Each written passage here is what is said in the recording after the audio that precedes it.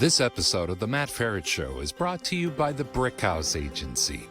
Brickhouse is a boutique independent health insurance agency that focuses on finding the right Medicare coverage for folks across the country. Matt's wife, Nikki, is the heart behind Brickhouse. She's great at making confusing things clear and is passionate about helping people find a Medicare insurance policy that suits their individual needs.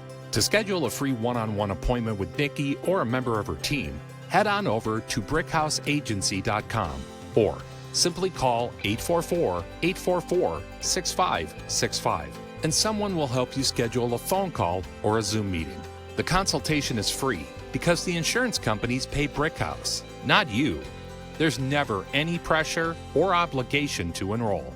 Your clearer, simpler Medicare journey is just a call or click away. brickhouseagency.com. Not affiliated with or endorsed by the government or federal Medicare program. Contacting Brickhouse Agency, LLC will direct you to a licensed insurance agent. Hello, everyone. This is Matt Feret, author of Prepare for Medicare and Prepare for Social Security Insiders Guidebooks and online course training series. Welcome to another episode of The Matt Feret Show, where I interview insiders and experts to help light a path to successful living in midlife, retirement, and beyond.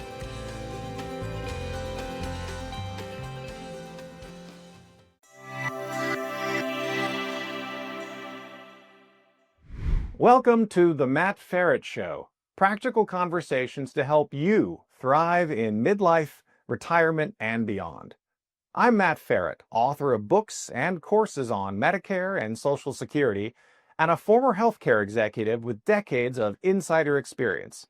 I use that experience to help people make clearer, smarter decisions about health, wealth, lifestyle, and caregiving. Each week, I sit down with experts, insiders, and fascinating people to explore what it really takes to thrive, finding purpose, building stronger relationships, and creating a sense of meaning and community in the second half of life. Together, we'll light the path towards your wealth, wisdom, and wellness. Welcome to the conversation. Hey, everybody. Today's conversation is about money, but not in the way we usually talk about it, because at some point in midlife, financial advising stops being about numbers and it starts being more about people. So today, my guest is Jennifer Lee. She's a financial advisor at Modern Wealth, and she believes financial planning and financial advising is ultimately nothing more than a form of communication, a way of showing the people you love that you've thought about them, not just today, but in the future. Jennifer's philosophy was shaped by something deeply personal. It was a love letter her father wrote to her on a yellow legal pad when he was facing the end of his life, a document that blended practical guidance with care, intention, and love.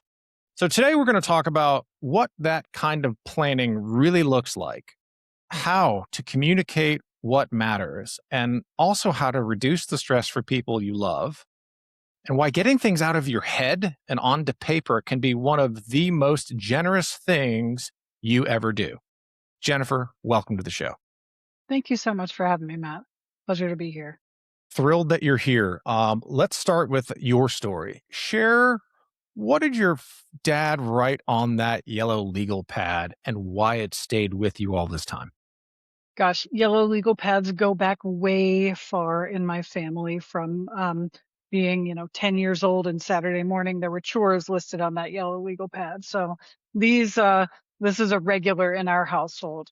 But, when my father was diagnosed with, a glioblastoma, with a brain tumor.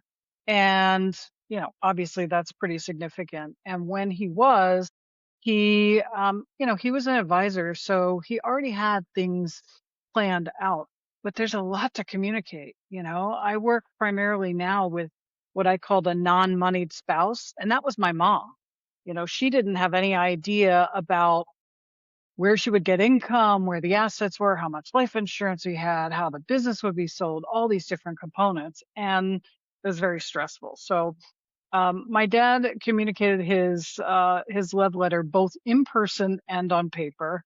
And in person, he told us and shared, what his life experience was, who was important in his life. He shared that how much he loved his family, how much he enjoyed his career. Um, he actually went as far as to say who he wanted to sing at his funeral and what he wanted them to sing. Um, it was really quite something. And the funny part is he said, your mother is never ever to pull out her visa. So we all fight when we're out to dinner. My mom doesn't even reach in her purse anymore. It's been 10 years. That's awesome. So 10 years ago, he writes this to you and then gives this to you. And at the time, I guess I'm trying to put myself in your shoes.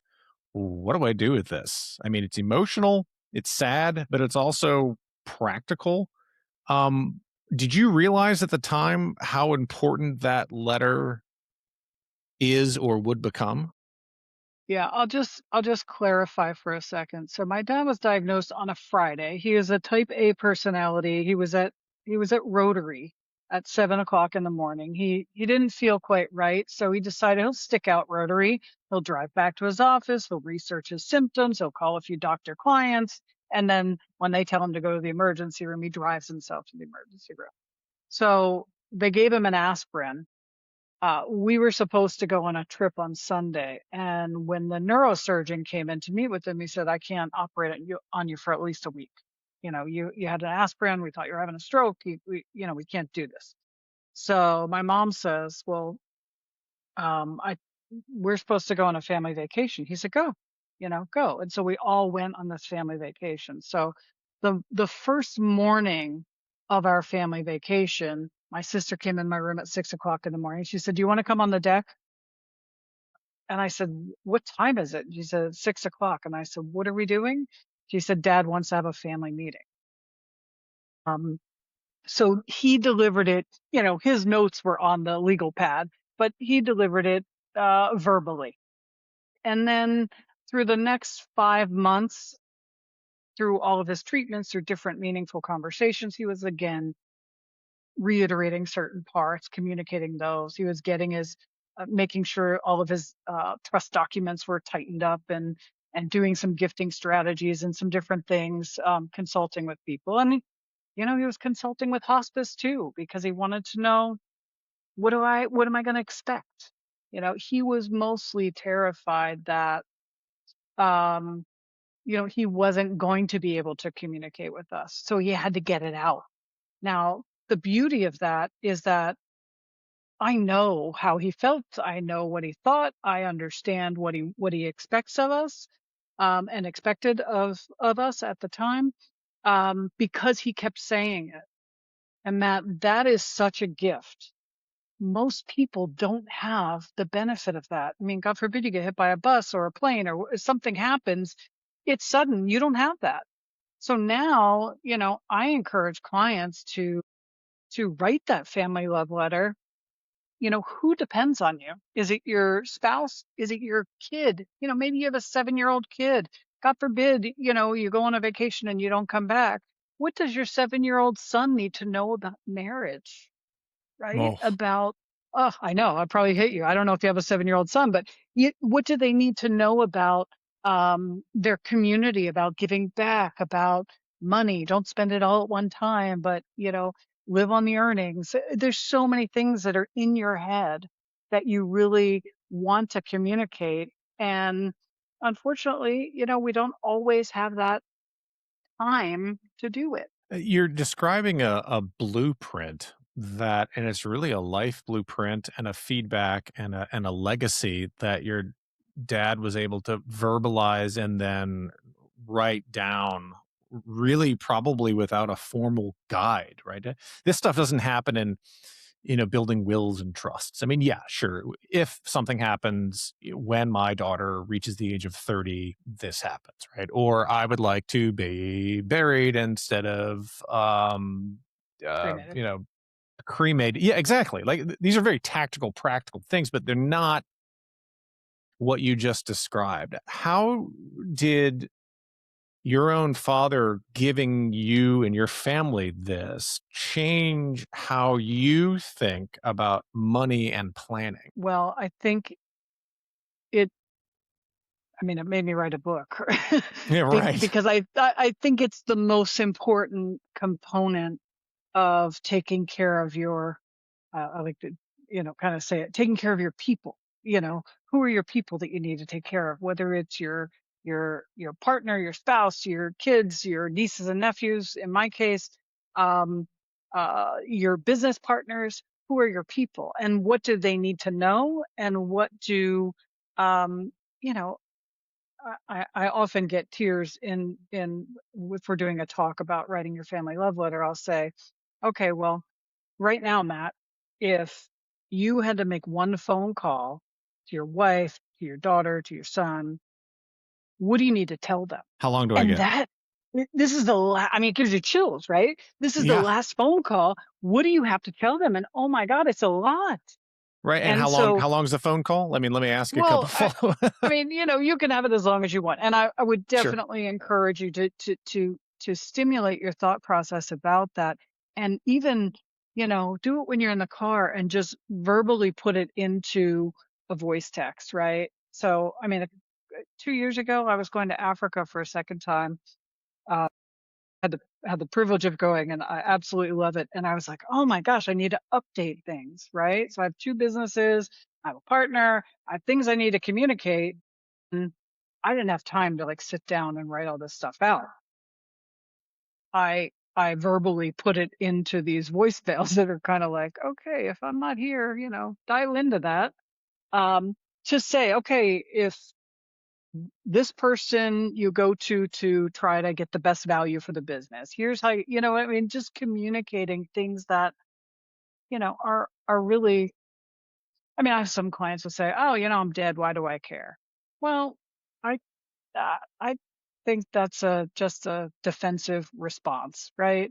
I hope you do care. You have people in your life that depend on you and love you, and let's at least make it a little bit easier. Yeah. How, considering one's own demise, you're right. It is something that not everybody gets to do. Um, well, let me take that back. Everybody does get to do it at some point. Now, nobody gets to do it just before or, short term. Not everybody gets, to your point earlier. Like if I get hit by a bus, God forbid, that's it. There's only two ways of going, right? Instantly or not. And so, but no one likes to think of their own mortality. I mean, if everyone really considered their own mortality, everyone would own life insurance, and we know that that's not true. Um, um, eh, what brain space must one get in before they undertake this? You say, right, it's a love letter, so it's from a place of love. Yet that still oftentimes isn't enough to have people motivated to think past um, really visualizing your own demise and the impact you'd have on your loved ones and business partners and family members, um, because it's sad. It's distressing not only to think about your own demise, but how that would impact others. How do you get people mentally there? What would you say to anyone listening or watching who's like, yeah, conceptually it's a great idea, and I understand the logic behind it, and I should do something like this, and then never does. What is the missing link there? Well, I think that we could both agree that there's a group of people who will never do it. And it's just either they fear that if they talk about it, then that will mean that they'll die, whatever it might be, their own superstition, their own belief system, they're uncomfortable with it, it's too big. Um, I really, the question I asked you about, if this is the last telephone conversation, that usually gets people in the gut and in the heart, and it's like, oh my gosh. Oftentimes, I'll do this talk with a group of women, and they'll say, "Oh my God, my husband needs to do this," right? And because I work a lot with the non-money party, and that we divide and conquer sometimes, and so if the husband is the money person, you need to know. Um, who can you trust? Who are the trusted advisors in your life? Hey, I know if something happens to me, you don't need to talk to the accountant. This is our attorney, and here's our financial person. Um, so getting them to do it, it's having these conversations. It's it's talking to them about um, their people all the way through, what the impact is to their kids, to themselves. And it's repetitive. I don't just say it once and then I check the box. I talk to you about writing your family love letter. It's like, hey, how's that coming along? Because your kids are now in college, and you know that's great, but are they ready to handle money if God forbid something happened to you? What are we putting in place? So we talk about other things. I mean, I'm not an attorney. We talk about, how do we coordinate these things with your legal documents. Writing your family love letter is almost like the cover letter to the will, right? Um, it talks about it communicates what your intent is, and it communicates, certainly you're talking about the significance of the relationship with that person, and so on. But just from a financial perspective, you're explaining where are the passwords, where's the life insurance, where are the investment accounts? Is there any cash hidden in the house? Right? Are there guns? Where are those? You don't want anybody to accidentally come upon these things. And you also don't want to forget a pile of money. I had one client who was, she was telling me this story. Her mom, her aunt passed away, and she took her mom to her aunt's house, and they went through the house and everything else, and they're getting ready to walk out through the kitchen, walk by the refrigerator, and the mom, who's like 75 years old, she goes, there's money in the milk. And her daughter was like, what? And she What? opens the fridge, and there was a milk carton, and there was cash in it. Like, you would Like have like there's thrown it secret out. hiding. Yeah, like there's secret Matt, hiding place we for would have we cash. would have just tossed the trash, like poured it down the drain and tossed it. There's money in the milk, right? So you don't know everybody's little idiosyncrasies. Um, so you really I try to focus people on what's important to them. I understand who my clients are in terms of what their intention is. Money is a tool, right? It gets you things. It gets you experience. It gets you lifestyle. It gets you time with your family. It gets you whatever. Um, it's not just about the dollars and cents for me. When you just ask a practical, tactical question, we went from yellow legal pad to form and structure. Where would one start if they're trying to DIY this thing? On a yellow legal pad, on a note on their cell phone that they should record themselves. Uh, you were talking about things, yeah, firearms, passwords. Should I be using, like, how complicated do I need to make this? Do I need to get a password user thing online that I got to give to my kid, and they've got to remember the password of the password keeper? Like, that seems great. A bunch of Seems reasons I just onerous. listed why I won't do this. Right? I mean, Yeah. so what's the best way to get this started? So a number of years ago, I did a conference. I went to a conference, and I was a vendor. It was like 20 years ago, and it was for men. So it was all sports, and it was golf and all these different things. And we did a Mad Libs love letter. So you just fill in the blanks. Like, I love you because, and here's where this is, and this is a trusted advisor, and this person I don't trust. And so I have that on my website. It's just, I mean, it's pretty basic, but if you if that's all you're gonna do and you can get to it, awesome. Um, if you have an iPhone, you should definitely have a legacy contact. I don't know if you know about that, but you can just chat GPT how to do your legacy contacts so that somebody else can recover your phone. Um, it's like a QR code that you keep with your legal documents and safe things. Um, and then in terms of, I think just however you can get it out, right? If it's into your voice memo on your cell phone, that's fine. They transcribe it now. And it's there, right? It's just in the safekeeping. It's just your you're verbally dumping a whole bunch of things that are on your mind. Oh, and I forgot to tell you this. And I think that that's just get it out of your head. That's the most important. Yeah, it seems like you could even do that in the car. Like if you got a, hour-long drive, you're linked into your Bluetooth, right? Your car speaker. I mean, you could probably just Yep. hit record and go while you're driving. Yep. Yeah, good, Yep. nice way of thinking about that. It's not just is one of the writing it down is old school at this point, but still works and still works in memory and repetition and framing. Um, Getting back to the yellow legal pad, writing this down is good, bad. Otherwise, does it make people want to do it more or less, or does it just really depend on the individual and their style? I think it's probably more dependent on the individual and their style. You would never have gotten my father to uh, type it out necessarily. Um, but he gave his for the most part verbally, and then he left us each a note. My note has like 2 sentences on it, and it's so valuable to me because it was specifically to me. So would I have loved 2 pages? Absolutely. But you just have to draw from the good stuff and keep that there.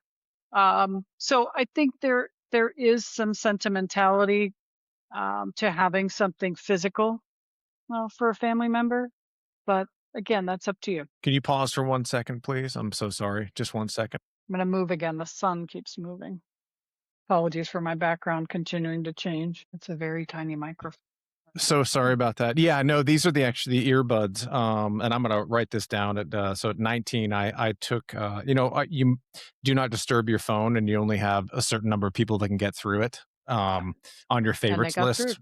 And Yep. they got through. I don't know if you could hear that on your end, but I I heard it think ring, yeah, but you sorry know about what? that. You know what that tells me? Who was it? My wife. Okay, so she's just like, "Hello, can I have my love letter?" um okay, so sorry about that. And Lily, that's it's who's going to edit this is Lily. We can start back again. um so you have described financial planning and financial advising as a way of communicating love, which is a unique way of approaching it. What do most people miss when they think planning is just about their assets? Well, I think it depends on the advisor and on the relationship. I've always been a relationship driven person, and not transaction oriented. Do we all do? Well, advisors are a dime a dozen. There are lots of us, and I always say I'm happy to go into a gymnasium with 100, right? Because I don't feel like I'm in competition with 100. I'm in competition with 8. And so of those 8, all 8 of those are going to be more invested in who you are and what your money needs to do for you, right? Because it's not just about how do you asset allocate and which type of account structure should you have, and do you have individual stocks or ETF. It's not about that.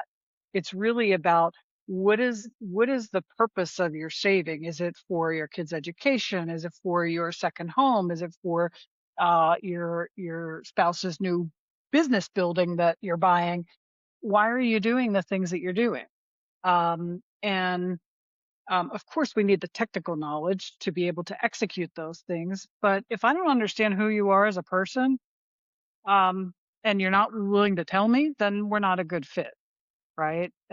It truly is a relationship, and I have clients that I've had since the very, very beginning of when I became an advisor, 28 years ago.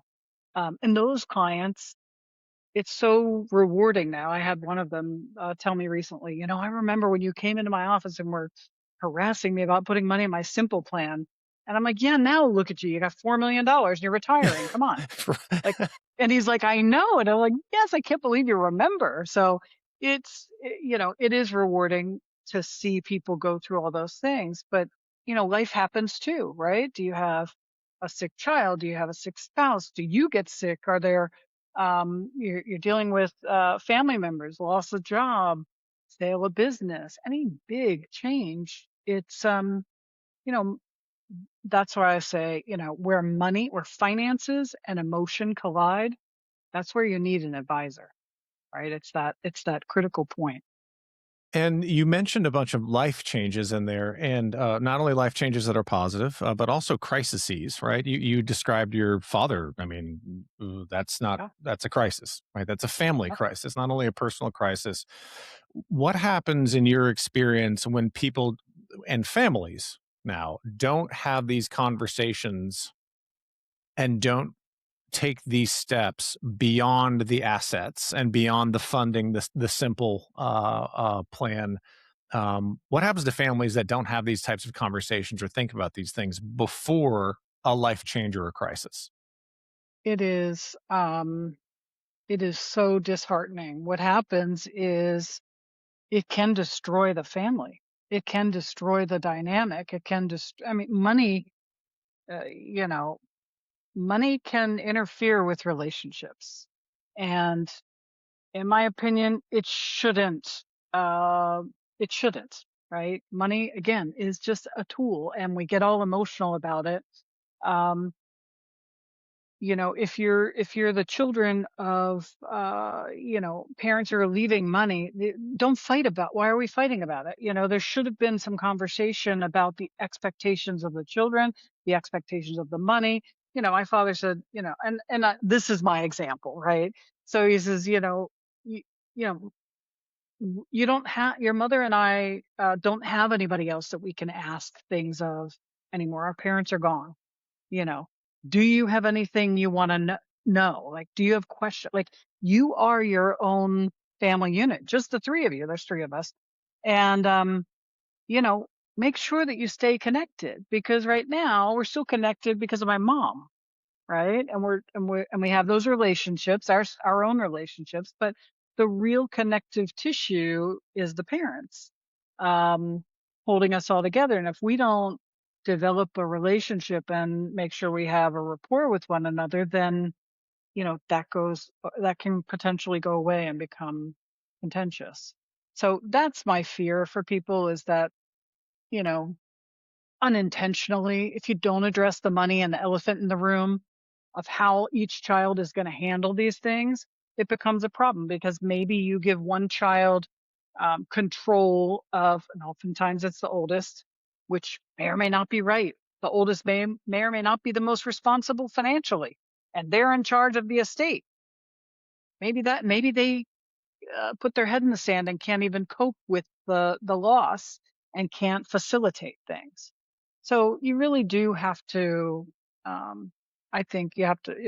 It's appropriate to be having some conversations. You don't have to. My dad never really told us about the assets he had or anything like that. I mean, he told us that day. I never talked to you about my finances, but here's what we have. Your mother will have this. Boom, boom, boom, because he had to, right? So you don't have to. I have a girlfriend who I was talking to her about some financial things. She's not my client, and she said, "I just don't want to get naked." And I said, "Well, you don't have to get naked. Wear your pajamas. Like, you don't have to tell everything to your kids, to whomever, but you have to help them understand the basics and what the impact is. Hey, God forbid something happened to me, there will be some life insurance proceeds. Don't go pay off the house right away. Look at what your cash flow is, see what that can earn in investments, and live on the earnings. That will pay the mortgage, right? The college Yeah. fund is already there for the kids. That's going to be taken care of. You don't have to worry about groceries or your regular bills because we have enough income. Those kind of things are comforting to whomever is left behind. Um, and you kind of mentioned this, right? Your dad didn't until he had to, and you were talking about your girlfriend that is trying to find a happy medium, and then there are others, right, in different generations perhaps than you were. It was big no, and that Taboo. is, you don't need to know how much I've ever made. You don't need to know where. I mean, it is just, you keep that from the children and or family. It's been none ya, right? None ya business. How do you approach someone with that ingrained in them and say, hey, dad, hey, mom, it would be helpful for the children, your children, to understand a little bit about it? How do you approach that topic? Or do you literally have a third party like yourself help that isn't so, it doesn't have 70, 80 years of history, if you will, from birth to current state, to kind of an objective third party to move this along or move this topic? Do you buy them your book? Do you send them to your website? Do you just say whatever financial advising services they are not using, have the kids bring it up? How do you approach those topics? And that's a great question, because some people will say, my parents will not discuss it. So I have suggested, hey, why don't you just tell them you read my book and you thought it was really interesting, and that they should read it. What do they think? And then leave it, right? They may or may not read it. You know, you can, and a lot of times it's not always about, I mean, sometimes it might be about, do we need to, maybe you have your parents, do you think they've accumulated significant assets? We need to make sure that their, wishes are up to date, right? That their beneficiaries are named. Maybe they got divorced and they still have their ex on the paperwork and he got remarried, and that's a mess. So it is important to update beneficiaries. It is important to have that conversation no matter what. And I would make it more about, what maybe tell a story. Tell a story about your friend whose mom has just gone through this and things were not in order, and the kids are fighting, and oh my gosh, mom, I don't want that to happen. Please tell me what it is that you want, right? Like, what is your desire? What is your desire with, your assets? My sister just said to my mom, like, last week. She said, Mom, I don't want to fight about this when you're gone. She goes, will you please go through your jewelry box and write down who gets what? I don't want to fight with anybody about this. Like, just wanted to be clear of your intention. Can that backfire on you? Sure. But it's best to have, some involvement in it, right? I'm sorry, the sun keeps moving. No, you're fine. I keep moving over. Yeah, no, it's good. You mentioned a few, right? Beneficiaries, right? We get prompted right out of our retirement accounts once a year, right? Or we get a letter.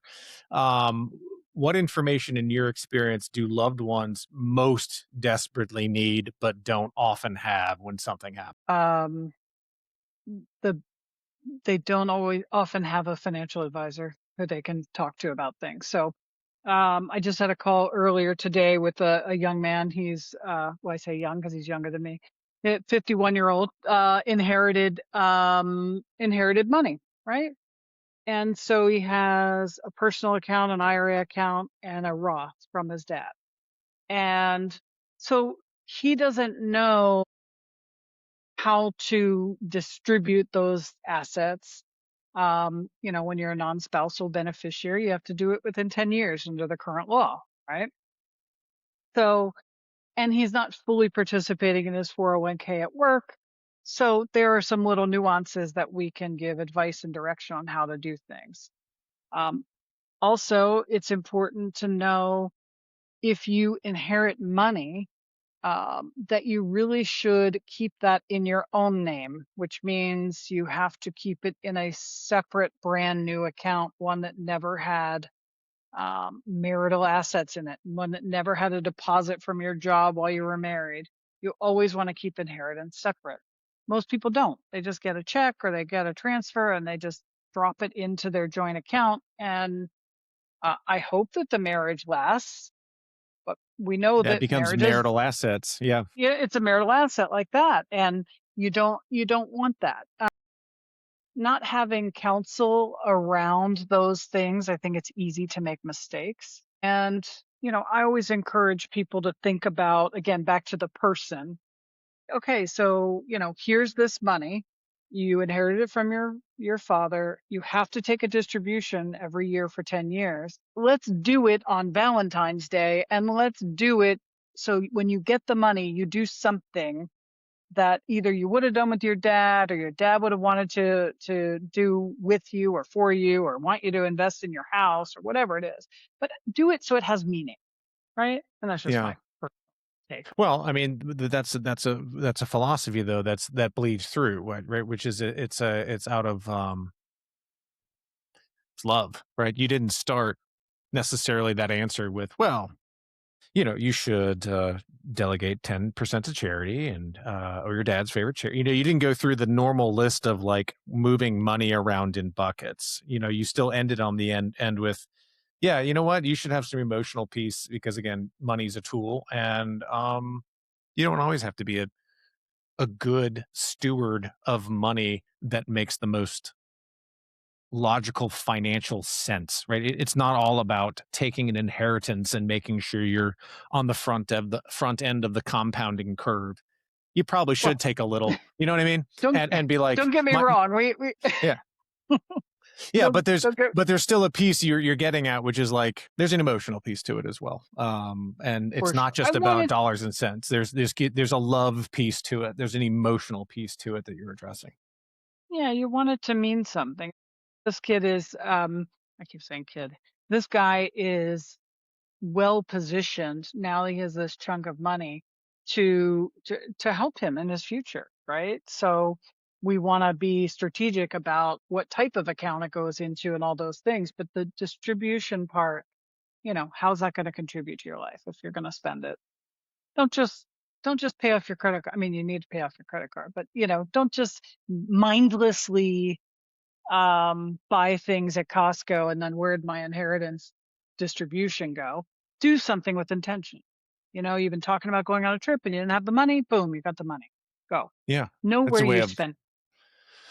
right, and make those decisions with the help of financial advisor. It's not just going like, well, I'm going to pay off my mortgage. Well, hold on a second, right? Did you get that locked in at 2.9?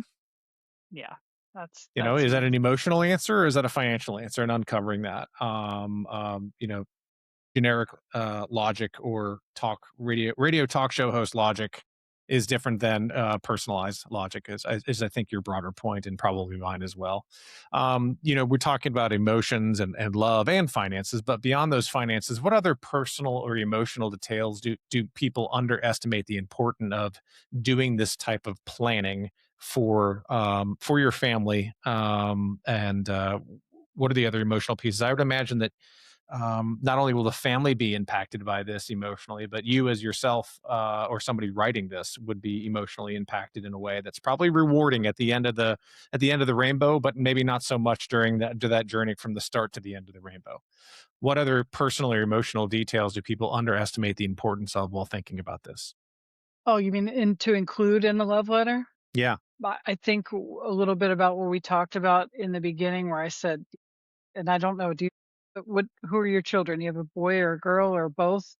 3 kids, 2 girls Three and a kids, boy. Youngest two is the girls and a boy. boy. So communicating your values, right? Your values when it comes to work ethic, when it comes to contributing to the community. Yeah, it went mute. My turn. Sorry about that. Well, that's okay. Um, You want to start that over? You want me to re-ask that? Let me just turn this thing completely off, and then we. That's what I did. I went over there and hit off. Sorry, Lily. Oh yeah, sorry, Lily. So 20-minute mark and 37-minute mark. You want me to ask it again? I'll ask it again. Yeah. Do you mind? Yep. So beyond finances, what personal or emotional details do people really underestimate the importance of when thinking about this process and the love letter? I think when you're writing the love letter, certainly it's critical to talk about the financial components and those pieces in there. But it's also important to communicate your values. Who are you as a person? What do you hope for? What do you expect of your children, of your spouse? What is it that, I mean, if you were here, you would be facilitating a variety of things that support the family dynamic and the family culture, if you will. And if you're not there, still want to make sure, hey, I really would love it if you would still go on the annual family trip where everybody gets together and use some of the money so that even though Aunt Susie can't afford it, make sure that you pay for her so she can go. It's whatever nuances and special things are for your family. And then it's also communicating, to your children if they're young, what your hopes and dreams of that are for them in their career, in their adventure, exploring the world, travel, in their marriage and a partner, what you hope for them. I mean, how does a little girl know what what her dad would hope for her, right? As a partner. You don't know. Yeah, you don't know it all. Yeah. So Man, it's what an emotional piece this is just to think yeah, about it and we're apply to both my crying. own So my own life. I mean, right, we've all had loss, and what that would have meant years later, yeah, huge. yeah. So I know I touched on this question earlier, but I'm going to ask it more acutely this time. How do you recommend starting this conversation without it feeling morbid or overwhelming? Um, I really have every conversation. Well, you mean as the child of somebody, or as an advisor? As the child of someone or as the person themselves, kind of addressing that whole, like, nobody really wants to think about their own demise, even though we all know. How do you, if you're a spouse, kind of encouraging your partner to do it, or if you got to talk yourself into it, or you're a kid, right, a child, and you're talking to mom or dad about this. How do you recommend starting the conversation? Yeah. I know I asked I before, but how do you recommend it? Like, just think about it person to person. yeah. I don't go right to the, demise, right? I try not to focus on, "Hey, one day you're going to die. What's that going to look like, and how do you want your stuff to go, and do you want to be buried or cremated?" That's not going to be good. Um, so I would be having a conversation like, I often tell stories that are similar, situations that people can relate to, whether it's in fact true exactly or not. You can make up a fictitious friend. Hey, so and so is just going through this. Oh my gosh, I don't even know what I would do. They left nothing, and so how do we know what she wants? We got 3 kids, and people are fighting over the Toyota Corolla, whatever it is. You use that as an example, and then you like look at your mom and you say, you know, you have this stuff squared away? Mhm. Like, are you clear on where, you want things to go? And do you need to update that? And do you need my help? Right? I would maybe do it something like that. Or you can, I mean, my book is, I wrote my book, and the woman who encouraged me to write it, I said, she said, "You need to write a book." I said, "I'd rather do your tax return. Like, I don't really want to write a book."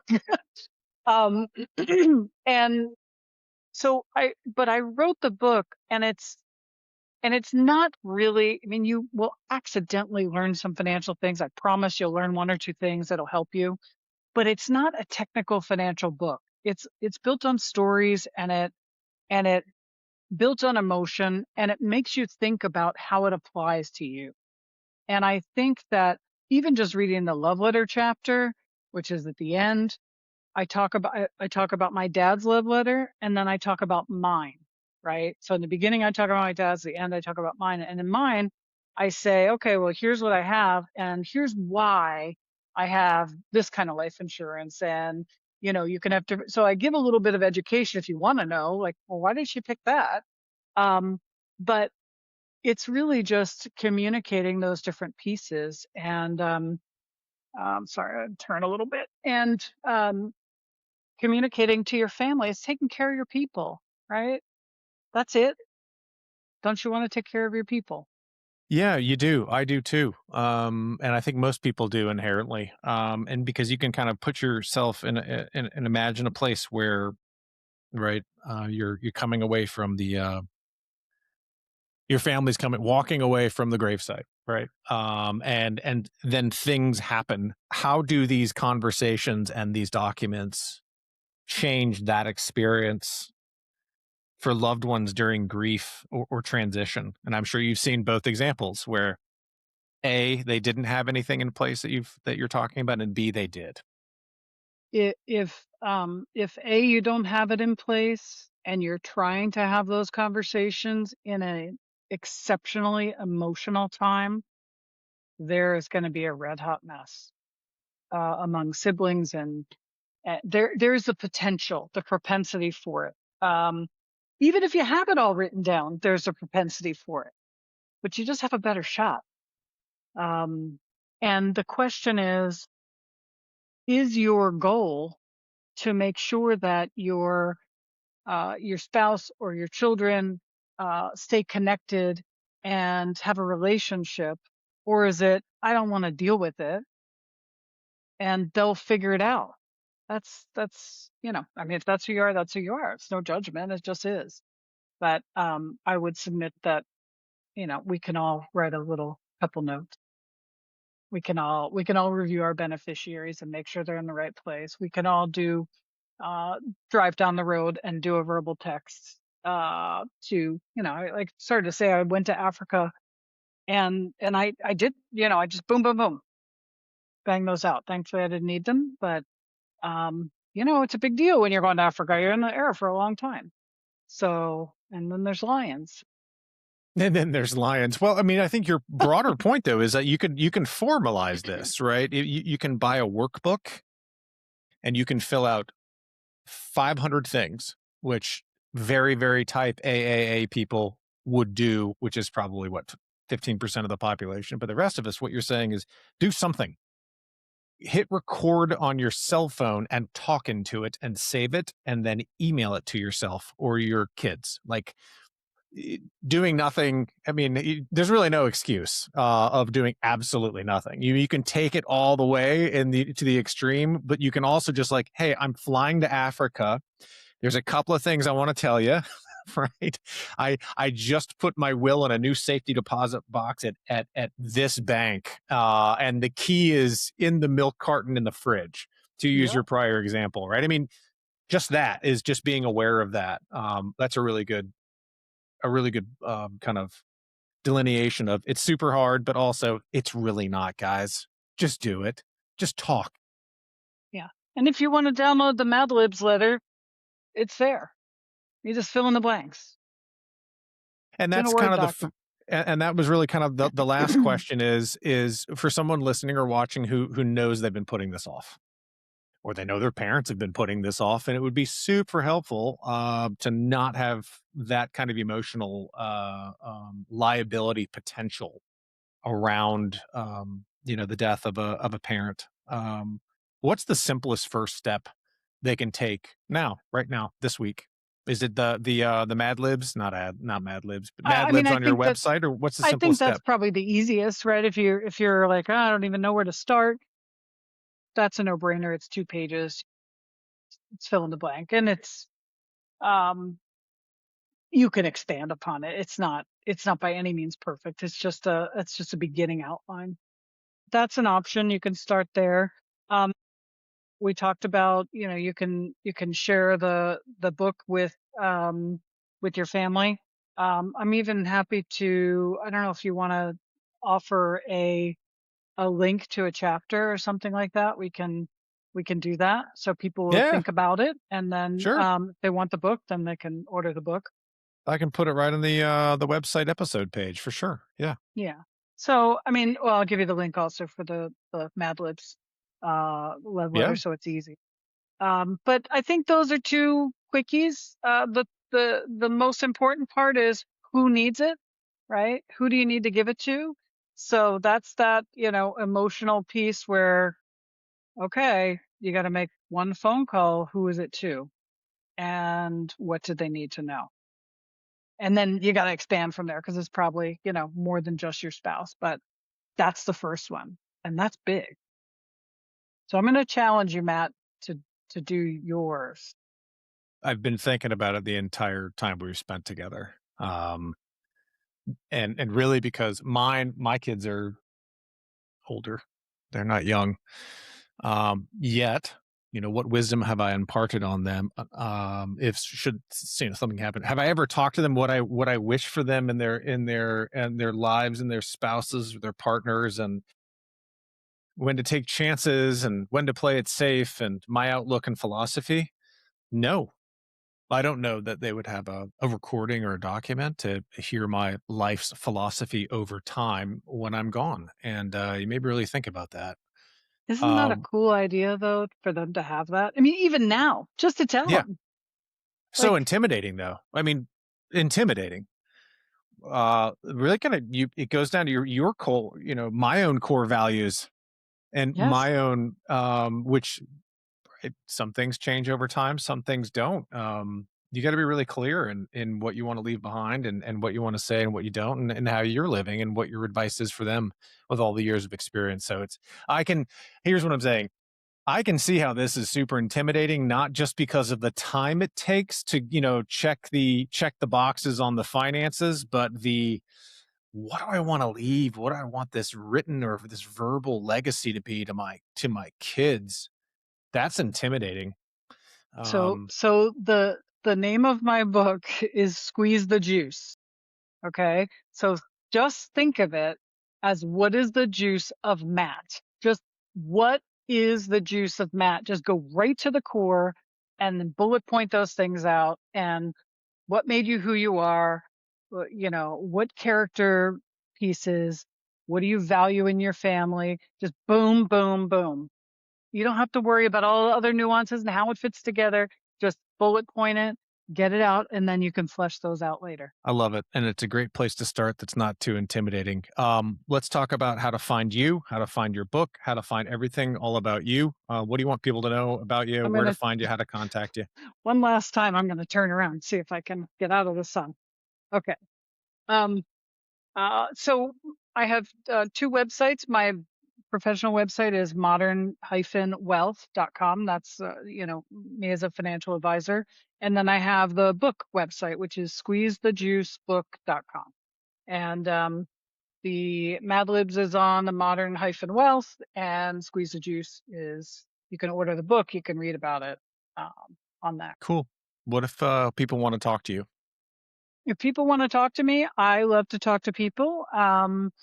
I will give you my Calendly link for a 20-minute complimentary Squeeze the Juice call. So if somebody says, "Oh, you talked about this, but you didn't answer my specific question, or I need to know more," I'll spend 20 minutes with you. No obligation.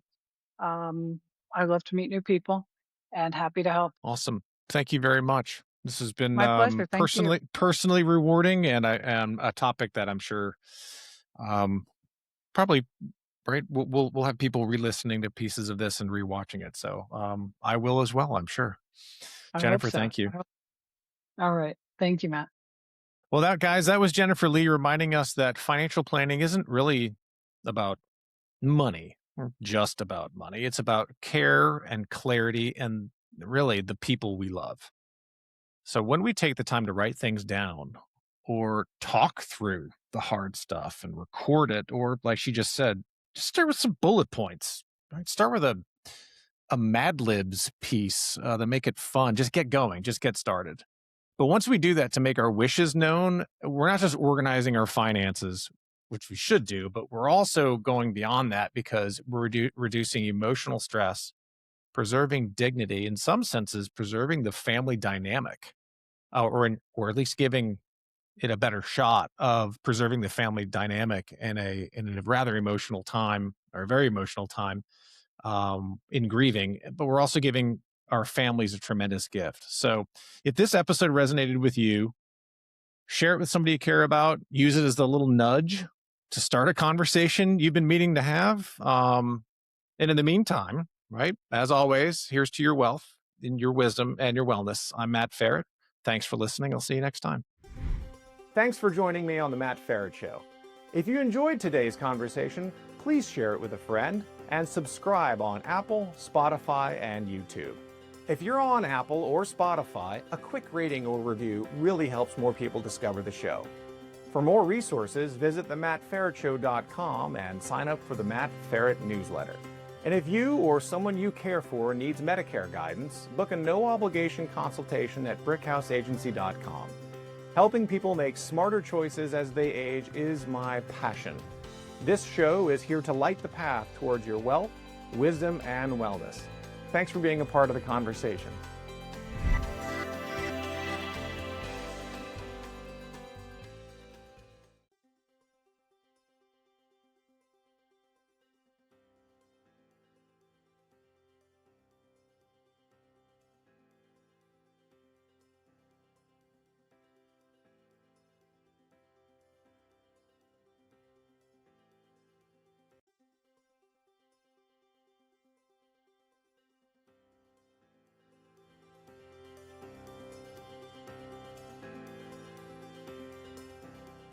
The Matt Feret Show, related content, publications, and MF Media LLC is in no way associated, endorsed, or authorized by any governmental agency, including the Social Security Administration, the Department of Health and Human Services, or the Centers for Medicare and Medicaid Services. The Matt Feret Show is in no way associated with, authorized, approved, endorsed, nor in any way affiliated with any company, trademark names, or other marks mentioned or referenced in or on The Matt Feret Show. Any such mention is for purpose of reference only. Any advice, generalized statistics, or opinions expressed are strictly those of the host and guests of The Matt Feret Show. Although every effort has been made to ensure the contents of The Matt Feret Show and related content are correct and complete, laws and regulations change quickly and often. The ideas and opinions expressed on The Matt Feret Show aren't meant to replace the sage advice of healthcare, insurance, financial planning, accounting, or legal professionals. You are responsible for your financial decisions. It is your sole responsibility to independently evaluate the accuracy, correctness, or completeness of the content, services, and products of, and associated with, The Matt Feret Show, MF Media LLC, and any related content or publications. The thoughts and opinions expressed on The Matt Feret Show are those of the host and The Matt Feret Show guests only, and are not the thoughts and opinions of any current or former employer of the host or guests of The Matt Feret Show, nor is The Matt Feret Show made by, on behalf of, or endorsed or approved by any current or former employer of the host or guests of The Matt Feret Show.